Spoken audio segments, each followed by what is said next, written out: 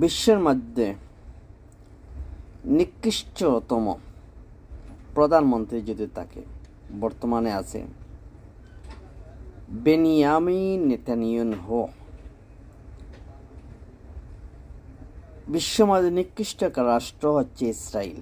যদিও কিন্তু ইসরায়েলের পরে আরও কয়েকটা নিকৃষ্ট রাষ্ট্র আছে, যদিও এখন আমি বলবো না। তবে এরা যে কত জঘন্য জাতি তা কিন্তু একমাত্র তার পাশে অবস্থানকারী দেশগুলোই বুঝতে পারছে। ওরা কোনো দেশকে, ফিলিস্তিনদেরকে শান্তিতে বসবাস করতে দেয় না। কেউ তাদের বিরোধী কথা বললে লেবাননে তাদের বিরুদ্ধে প্রতিবাদ করছে, লেবাননে হামলা করছে। হিজবুল্লাহ, ইসলামী উগ্র মৌলবাদী গোষ্ঠী, এগুলো আশা দিয়েই হামলা করে, তাদের স্বভাবটা হামলা করে।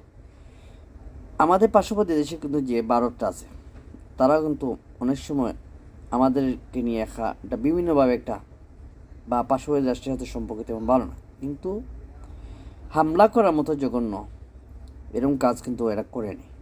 তো যাই হোক, আমি ভারতের কথা পরেই নাই বলি। ফিলিস্তিনের রাফা শহরে যে অবস্থা, হায় দুঃখ, আল্লাহু আকবার, আল্লাহ হেফাজত করুক। আসলে আল্লাহ তাআলা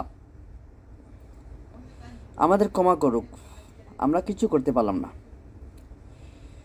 এই জাতি, মুসলিম জাতি, 200 কোটি মুসলমানের একটা বিশ্ব, 200 কোটি বেশি কিন্তু মুসলমান, কিন্তু লাভ কি? একটা ছোট্ট ভূখণ্ডে এতগুলা প্রাণ, তাজা তাজা প্রাণ ঝরছে, কিন্তু এই 200 কোটি মুসলমান তার পক্ষে দাঁড়াতে পারেনি। এতগুলো আরব দেশ, মুসলিম দেশ, ইসরায়েলের মতো একটা ছোট্ট রাষ্ট্র গুড়িয়ে দিতে কিন্তু আমাদের পার্শ্ববর্তী আমি যে রাষ্ট্র কাতারে আছি, এই রাষ্ট্রের পার্শ্ববর্তী দেশ সৌদি আরবে কিন্তু যথেষ্ট, পার্শ্ব অবস্থানকারী মিশর কিন্তু যথেষ্ট, তাই না? সিরিয়া কিন্তু যথেষ্ট। সিরিয়াতে যদিও কিন্তু একটা বিপ্লবী সরকার আসছে, তো যাই হোক, এরা একটু উঠে দাঁড়াতে একটু সময়ের দরকার। তো সামনের দিকে এরা কতটুকু সফল হতে পারবে এটা আল্লাহ পাকে জানে, সময় আসলে বলে দেওয়া যাবে। তবে বাকি যে দেশগুলো আছে, লেবনান, সিরিয়া বাদে, আপনি যদি সৌদি আরব, মিশর, এরা কী করছে, ইরাক কী করছে? তো আসলে কি সবাই কি এদের এই ইসরায়েলের গোলাম হয়ে গেছে? আমার মাথায় আসে না। আল্লাহ হেফাজত করুক, আল্লাহ হেদায়ত করুক এদেরকে।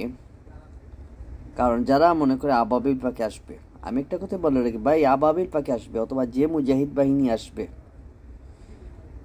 এই মুজাহিদ কিন্তু যুদ্ধ করবে আপনার আমার মতো মুসলমানদের বিরুদ্ধে যুদ্ধ করবে। ইসলামী যে গোষ্ঠী নতুন উত্থান ঘটবে, কারণ কি আমাদের মধ্যে ইমান নেই। এই নামদারি মুসলমানকে বাঁচিয়ে